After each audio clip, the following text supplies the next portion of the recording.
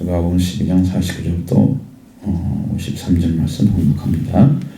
내가 불을 땅에 던지러 왔나니 이 불이 이미 붙었으면 내가 무엇을 원하리요?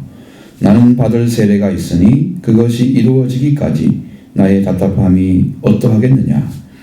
내가 세상에 화평을 주려고 온 줄로 아느냐? 내가 너에게 이르나니 아니라 도리어 분쟁하게 하려 함이로라.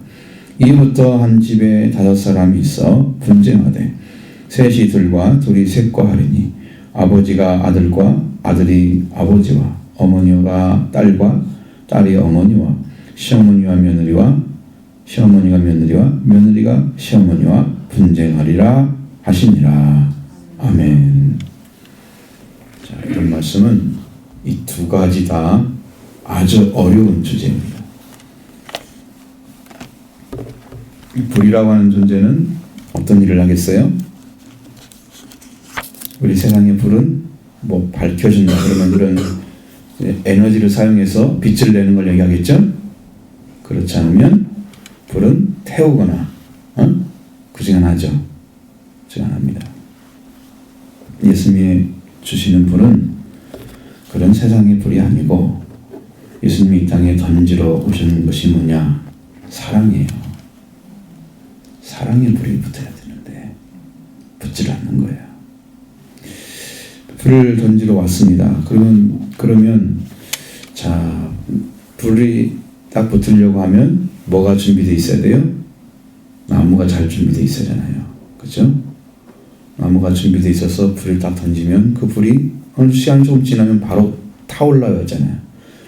근데 이 본질이 같지 않은 나무 본질을 갖지 않은 것들에 불이 들어가면 그 불이 거기에 붙지를 않죠. 그와 똑같이 영적으로 하나님의 사랑을 불을 가지고 오셔서 지금 전해주는데 사람들의 심령이 다 얼어붙어서 이게 나무 본질이 아닌 거예요. 그래서 이 말씀이 들어가서 심령을 태워야 되는데 더러운 생각들, 죄들 다 깨뜨려서 태워버리고 하나님의 사랑으로 돌아와야 될 사람들인데 그 사람들이 그걸 받지를 않는 거예요. 말씀을. 사랑으로 오신 예수님을 받지를 않는 거예요. 그러니 그 답답함을 견딜 수가 없는 거예요. 예수님이. 그러니까 하나님은 우리를 사랑하셔서 보내신 분이 아들이십니다. 그 아들이 우리 심령 가운데 오시면 우리의 옛사람이 다 불타버리죠. 엣지하게 다 사라집니다. 성령은 태우는 불입니다. 태우는 불이에요. 무슨 불을 가져오셨습니다. 그런데 이 불이 이미 붙었으면 내가 무엇을 원하리요? 자, 이 불이 안 붙으니까 예수님이 세례를 받는데요. 그러니까 이게 해석을 그래서 못하는 거예요. 세례와 불과 무슨 관계가 있다고? 이 어려운 주제인 거예요. 자, 예수님이 받을 세례가 있대요. 그러면 예수님이 받을 세례가 뭐가 있었겠어요? 여러분이 우리 마태복음 3장이나 아니면 누가복음에도 3장에 예수님이 세례 요한에게 세례 받는 모습 나오죠. 그게 나오잖아요. 요한이 출생하고 그다음에 이제 예수님 태어나고 3장에 넘어가면 세례 요한이 등장해서 세례를 주는데 예수님도 여기 와서 세례를 받으셨단 말이에요. 받았어요. 3장 21절 이하에 보면 예수님 백성이 다 세례를 받을세. 예수도 세례를 받으시고 그러니까 예수님의 세례는 지금 물세례를 말하는 게 아니란 말이에요. 물세례를 말하는 게 아니에요. 물로 세례 주는 회개의 세례는 예수님이 이미 다 받으셨어요. 이건 진짜 어려운 주제이기 때문에 청소년들이 듣기는 굉장히 힘들어요. 근데 예수님이 왜 세례를 또 받는다고 그래요? 받을 세례가 또 있다고 그럽니까? 이것이 예수님이 이 물세례를 받으실 때는 그 물세례는 일방적인 회개의 세례예요. 그래서 예수님이 죄가 없음에도 불구하고 죄인들을 위해서 받은 세례예요. 죄인들을 위해서. 그러니까 예수님은 죄가 없으신데 죄인이 자리에 섰어요. 그 말은 죄인들을 죄인 되지 않게 하기 위해서 회개하신 거란 말이에요. 물세례가 회개의 세례니까 예수님이 물세례 받은 회개했어요. 인류의 죄를 그때부터 짊어지기 시작한 거예요. 그때부터 회개하기 시작한 거예요. 회개의 세례를 받으셨습니다. 그럼 두 번째 받을 세례는 뭘까? 이 세례가 로마서 6장에 나오는 그 예수님이 십자가에 죽으시고 부활하시는 두 번째 세례입니다. 주님은 이 세례를 받으셔서 이 사랑의 불을 던져서 생명들이 다 하나님의 말씀으로 돌아오게 하시려고 받으시는 거예요. 자, 그런 사람들이 아무리 사랑을 얘기해도 사랑의 위치도 이해하지 못하고 사랑의 깊이도 모르고 사랑의 넓이도 모르는 그런 신앙을 가지고 있는 거예요, 저희들이. 왜 그럴까요?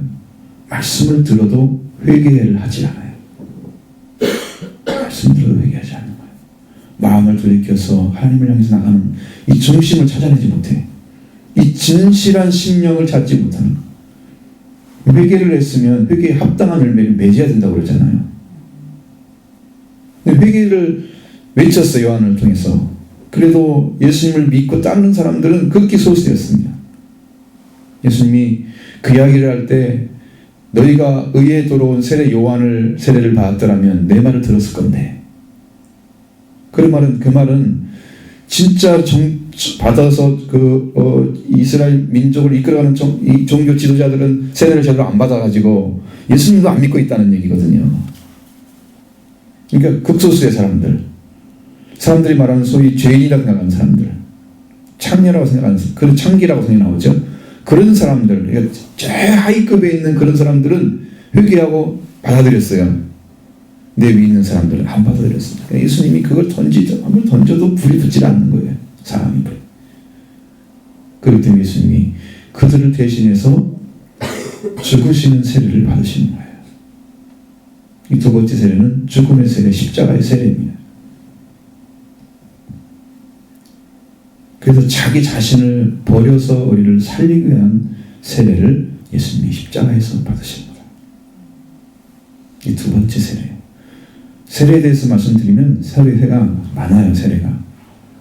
그냥 물세례하고 여기 이제 예수님의 세례가 있고 그 다음에 성령 세례가 있습니다.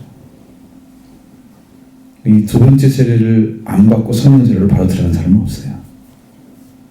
그러니까 예수님의 십자가 부활을 통해서 죄를 용서받고 사망 권세가 깨트진 사람에게 성령을 부으시는 거예요, 하나님께서. 그러니까 십자가 부활을 우리가 경험하지 않고 바로 건너뛰어서 성령으로 들어가는 사람들은 거의 없어요. 이것은요, 성령이 아무리 와서 가르쳐도 몰라요. 그 사람이 그렇지 않으면. 예수님이 누군지를 몰라. 죄가 있는 사람에게 성령은 줄 수가 없습니다. 죄인들에게 성령이 오는 게 아니에요. 예수님이 믿고 예수님에 의해서 세례를 받은 사람에게 성령이 오는 것이죠. 그럼 예수님이 그것을 이룰 때까지 붙지 않는 그 불을 던지러 얘기하셔도 말을 듣질 않아. 답답하면 견딜 수가 없는 거예요. 예수님 시대에 그런 일이 참 많았죠. 예수님을 끝까지 말씀을 던져도 안 믿는 사람들이 훨씬 많았습니다. 안 믿었어요. 여러분 성경을 쭉 보시면 요한복음에 더 리얼하게 나와 있습니다. 그들이 어떻게 예수님을 대적하고 얼마나 악랄하고 불신하고 있는지를 다 보여줘요. 왜? 그 모습 보면서 누구를 보는 거예요? 우리를 보는 거죠. 나를. 말씀을 던져도 순종할 줄 모르고 순수하게 받아들이지 않고 진실되게 영접하지 않는 나의 모습이 그들과 흡사한 게 너무 많아. 회개하라 이거죠. 회개해라는 것이죠. 자, 그 다음에 또 한 가지는 예수님이 분쟁의 원인이 되신다는 거예요.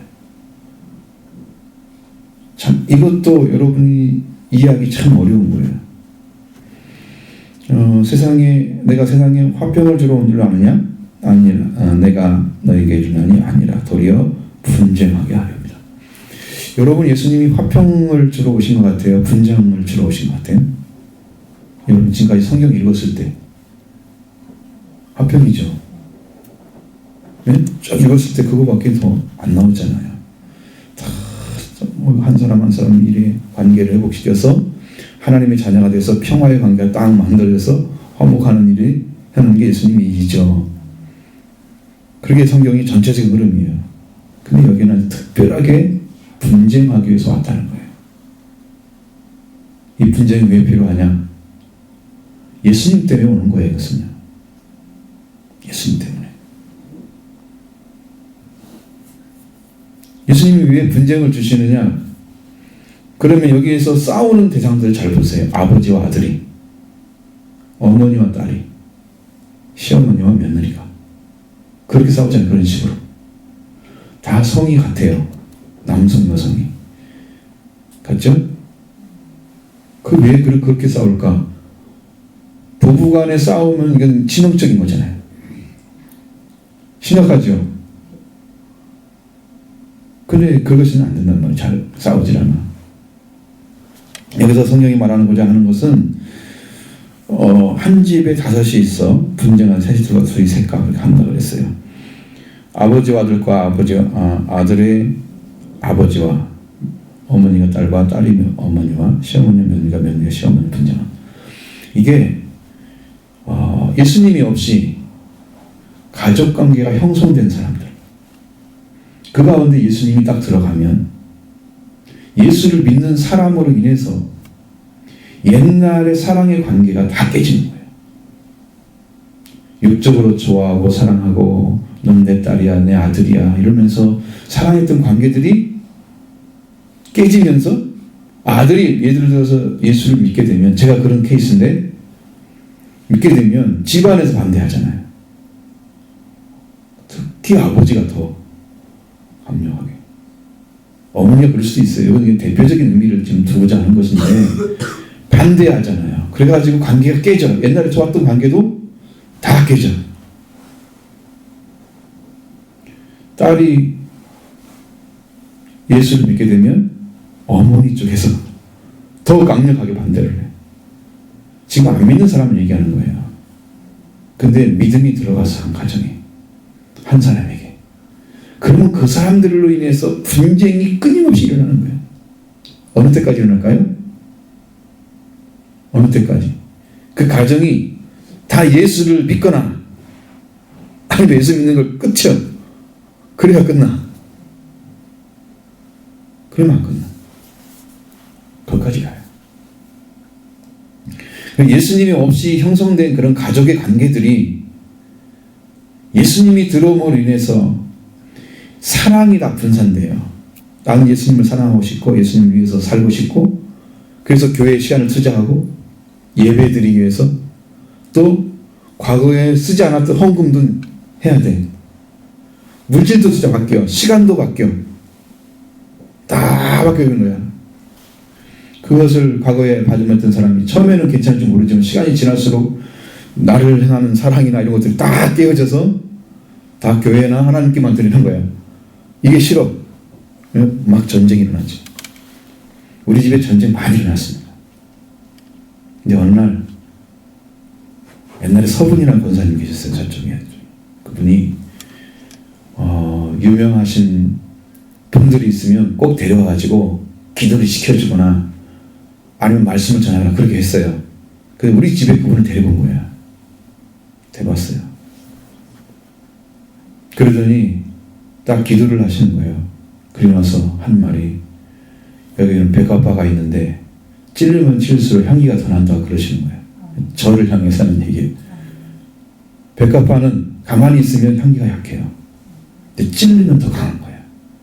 그걸 지금 예수를 믿는 사람을 얘기하는데 찔리면 찔릴수록 예수님의 향기가 난다는 거죠. 주님만 증거를 하고 나머지는 다 내려놓는 거예요. 그러니까 그 얘기를 했어요. 우리 아버지가 나중에는 그냥 바로 아버지가 굉장히 심각하게 아프셨는데 그때 정동철 목사님 아니고 전도사님이셨는데 그분에게 부탁을 했는데 그분이 오셔서 우리 집에 오셔가지고 우리 어머니가 마지막 최후의 보루야. 내가 믿는 걸 그렇게 싫어하면서 밥이나 그냥 떡이나 먹으면서 혼냈던 분이 목사님 이 양반 돌아갈지 모르니까 최후에 그러면 한번 기대해보자. 그래가지고 모신 거예요. 그 목사님 교육은 잘 하시지만 영적인 능력은 별로 없으셨던 제가 잘 알거든요. 그분이 와서 예배를 드리는데 그 다음날 아침에 일어나가지고 밥을 달라고 하셨어요. 그 저녁에 고쳐진 거예요. 주님께서. 제가 믿는 하나님이 드디어 역사를 하시셨나. 그래서 어머니가 놀래가지고 이 양반이 지금 물 한 모금도 못 먹는 사람이 뭔 밥을 달라고 하냐고 깜짝 놀랐겠죠. 나중에 딱 보니까 다 고쳐진 거예요. 그리고 몇십몇 년 하셨잖아요. 그 목사님 나중에 물어보니까 그날 예배를 드렸는데 고쳐준다고 하는 확신이 딱 왔대요. 그러니까 거짓 증거는 아닌 것 같아요. 제가 했던 증거가 집안을 뒤집었어요. 이제 그 관계가 깨어졌던 것들이 다시 예수님을 중심으로 회복되면 분쟁이 끝나요. 그대로 있으면 그 가정은 계속 분쟁하는 거예요. 다 뒤집어져야 돼요. 예수님께서 다시 회복되어져야 분쟁이 끝나는 거예요. 예수님이 그 분쟁 시키러 온 거지 망하라고 온 게 아니란 말이에요. 이 분쟁. 그러면서 온 가족이 다 예수님 믿게 됐단 말이에요. 그러니까 이건 성경 말씀대로 이루어지잖아요. 이렇게 되는 거예요. 가정에 화가 있고 분란이 있으면 아직도 있으면 그 관계는 예수님으로 인해서 치료가 안 되신 아직 치료가 안 되어져 있기 때문에 관계가 아직도 회복이 안 되는 거예요. 그러니까 예수님이 그걸 치료할 수 없어서 그런 게 아니라 우리가 예수님을 제대로 믿고 의지해서 그분의 사랑이 흘러가도록 해줘야 되는 그 작업이 안 되기 때문에 그런 거예요. 그러니까 마음을 열고 그 무엇인가는 여러분들을 막고 있는 게 있다면 그것을 빨리 내려놔야 되는 거예요. 내려놔야 돼요. 주님의 사랑과 능력이 역사하도록. 많은 사람들이 예수를 믿으면서 예수님을 대신해서 일하려고 하는 사람이 많아요. 자기가 예수님처럼 마치. 그것을 하게 되면 주님 일을 안 하십니다. 정말 나는 내려놓고 하나님이 역사하기를 그렇게 간구하면서 하나님께 맡기는 그 역사 가운데서 하나님 일하셔서 변화를 시키더라고요. 주님 말씀에 임해서 그 가족을 변화시켜요. 그러니까 말씀이 들어가도록 하는 일이 우리가 할 일이에요. 근데 그 공간을 안 주고 내가 그걸 다 차지하고 있는 거예요. 막 강압적으로 예수를 믿게 하거나 어떤 막 현상을 막 일으켜가지고 뭐 이제 이렇게 하면 더 힘들어져. 주님, 아버지 살아계신데 아버지의 사랑이 역사해 주세요. 저는 죽겠습니다. 그냥 말씀에 죽으면 그 다음에 그 말씀이 역사를 해주는 거예요. 내가 말씀 앞에 순종하고 있기 때문에 나의 순종을 사용해서 내 옆에 있는 생명들을 구원해내는 역사가 일어나는 거예요. 주님이 그렇게 일을 하십니다. 그거 보여요. 이게 순종이 안 되면 끝까지 가. 어디까지 가냐? 모르지. 언제까지 갈지는 모르겠어도. 근데 하나님이 사랑하는 자면 언젠가는 그 문제가 딱 끝나게 만들어요. 반드시 끝나게 돼 있어요. 그 일을 하나님 하시더라고요. 내가 그걸 압니다. 그것도 내가 하나님께 경험을 주셔서 그것도 문제가 해결 딱 되면서 방향이 딱 잡혀서 딱 들어져 주님 안으로 주님 일을 하십니다. 그것까지 다 하시는 거예요. 그러니까 여러분들이 어려움이 있거나 가정의 관계가 깨어져 있거나 불순종이 돼서 하나님의 사랑이 들어가지 못하거나 이런 것들은 우리가 물이 들어가야 될 그 자리. 옛날에 보면 논 같은 데 보면 물이 딱 차면 한눈이 물이 차면 그 다음 열어놓으면 또 내려가서 다른 밖에는 하잖아요. 그처럼 우리 안에 주님의 말씀이 오면 이 말씀이 흘러가도록 해야 돼요. 흘러가도록 해야 하는데 이걸 막아놓는 거지. 예, 비기 싫으니까 당신은 안 와도 괜찮아. 보기 싫어서. 이러는 일도 있어요. 근데 그것이 자기가 잘 될 것 같지만 아닙니다. 자기가 더 힘들어요. 그냥 내가 죽고 흘러가면 나도 살고 이 사람도 사는데 내가 배기 싫으니까 그냥 당신은 알아서 해. 그냥 죽든지 살든지 나만 살 거야. 그러고 막아놓고. 그러니까 하나님의 사랑이 흘러가지 않는 거예요. 이런 신앙들을 많이 봤습니다. 이게 뭐냐면 자기 감정이에요. 과거에 매여 있는 거예요. 주님은 지금 살아서 역사하시는데 나는 과거의 삶에 맡겨서 하나님의 사랑을 흘러가지 못한다면 내가 큰 죄를 범하는 거지.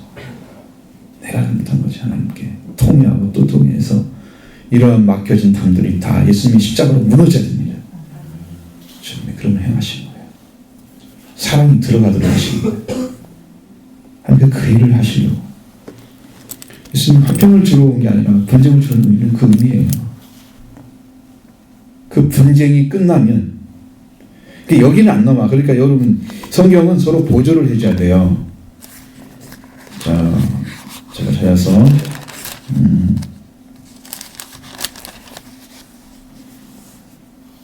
여러분도 마태복음 10장을 한번 펴보시면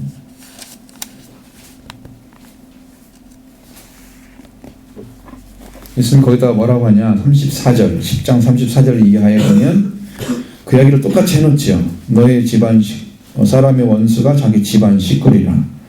그러면서 어떤 관계를 설명해 주냐 37절 10장 37절에 아버지나 어머니를 나보다 더 사랑하는 자는 내게 합당하지 아니하고 아들이나 딸을 나보다 더 사랑하는 자도 내게 합당하지 아니하며 또 자기 십자가를 지고 나를 따르지 않는 자도 내게 합당하지 아니하니라.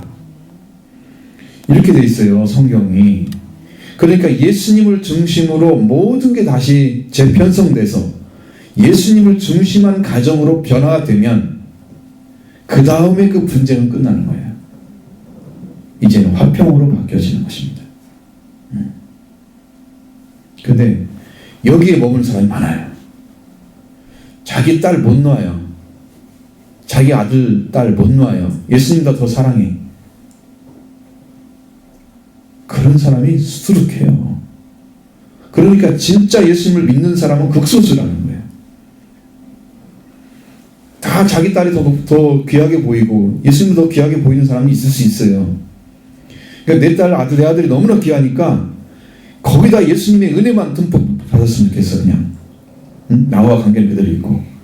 근데 여기 그 관계로 들어가면 다 망합니다. 그리고 너는 이렇게 하나님이 너를 생각하고 사랑하니까 더 복 받았어. 넌 괜찮아. 그래서 그 아이를 막 세워주죠.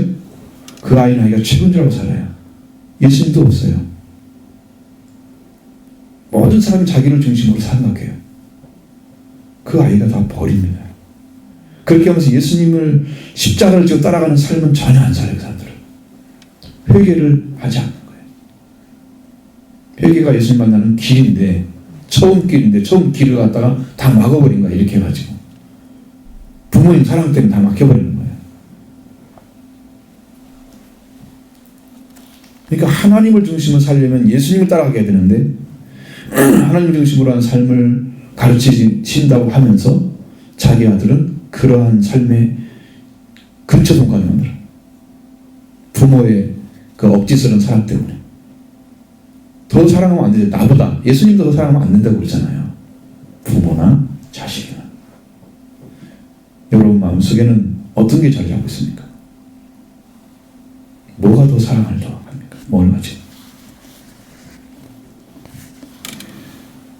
예수님에게 합당하지 않은 사랑을 하는 것은 그 불화의 관계를 계속 지속해 가는 거예요. 그건 어떻게? 거꾸로 하는 거죠. 분쟁이 일어나야 할 집을 분쟁이 안 일어나게 만들긴 잘했는데 그런데 최후에는 분쟁이 일어나요. 예수님 때문에. 왜? 이 문제가 해결이 안 됐어요. 아버지와 어머니가 어머니보다 예수님을 더 사랑한 게 아니고 아버지 어머니 더 사랑해. 그 관계가 그대로 이루어갔어. 그러면 끝에 가서 문제가 생겨요. 분쟁이 일어나요. 그러면 이것은요 망해요. 이 집안은. 그럼 예수 믿는 게 아니야. 예수 믿고 망했다고 사람들이. 그 예수님을 굉장히 잘못된 분으로 평가하게 만들어. 이 말씀 한마디 안 따라가가지고 가정이 다 망나가요. 제가 망하는 분들도 봤습니다. 그러니까 제대로 믿으려면 이 문제 해결돼야 돼요. 예수님 앞에 다 무릎 꿇어야 됩니다. 다 해보셔야 돼요. 그래서 우리가 이런 관계를 다 끝내서 하나님 안에 들어가 있는 자녀의 삶을 찾아내야죠. 안 되면 어떻게? 주님 그 심령을 찾게 달라고 기도해야 됩니다. 내가 사랑할 수가 없습니다. 하나님.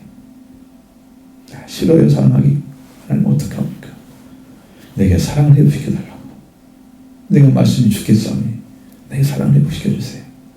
하나님의 사랑 받으면 그 사랑의 깊이가 너무 크고 넓이가 너무 넓기 때문에 할 수 있습니다. 이렇게 고백하시고 그 은혜를 잘 받아들이시면 그 후에 변화의 역사가 가정 안에 깊이 들어갑니다. 살리는 역사로 나타나요. 사랑은요 얼마나 놀라운 능력인지 죽은 자를 살리는 능력을 가지고 있습니다. 그것을 여러분 하나님 안에서 받아들이면 다 해결돼요. 안 될 문제가 없어요. 그렇게 해서 은혜를 받으시고 그 은혜 가운데 승리를 해야 돼요. 이게 주제가 그래서 어려운 거예요. 청소년들한테는. 왜 가정에 깊이 있는 문제를 얘기해야 되는데 청소년들은 기껏 했다 이제 고등학교 졸업하고 정도잖아. 근데 그 얘기 가정 얘기가 안 되겠죠. 그래서 어려운 주제잖아. 그러니까 이게 지금 이 이야기를 깊이 있게 안 하고 싶지 하지만 사실은 이야기가 하면은 너무 막 길어질 것 같아서 제가 DH를 빼버렸다. 이 앞에 뒤에 하면 이제 10시 반이 훨씬 넘어갈 거예요. 참 이제 이렇게 해서 이 말씀을 잘 들으시고 분쟁의 문제를 해결해서 그 다음에 완전하게 그 관계를 이루시는 그 말씀 안으로 우리가 들어갑니다. 그러면 그 다음부터는 그 문제가 사라집니다. 가족 간의 관계가 따로따로 가고 따로따로 생각하고 그랬던 것들이 전부 예수님을 중심으로 사고하고 예수님을 중심으로 가고 있으니까 그 관계가 아름다워져서 이제는 거기에 화해의 관계가 이루어져요. 사랑이 싹 트죠. 그러면서 예수님 안의 사랑이 그 안에 이루어집니다. 주님이 그걸 하시려고 이 땅에 오신 거예요. 모든 가족을 다 살려서 하나님 안에 들어가게 하시려고 오신 겁니다. 근데 이렇게 된 가정이 축복된 가정이죠. 그런 가정이 다 되기를 바라고요. 우리 청소년 심령 안에서도 지금 나중에 이루어야 될 그 가정이 있잖아요. 우리 청소년도 이걸 배워야 돼요. 예수님을 중심으로 모든 관계가 형성된다는 거. 육적인 관계가 아니고 예수님을 중심으로 사고하고 예수님을 중심으로 믿고 예수님을 중심으로 일을 해야 돼요. 그렇게 해서 모든 관계가 예수님을 따라가는 삶으로 나타나야지 이런 문제가 다 사라집니다. 분쟁이 아니라 이제는 화해, 화목이 이루어지는 축복된 가정 만들 수 있어요. 그렇게 하길 바랍니다.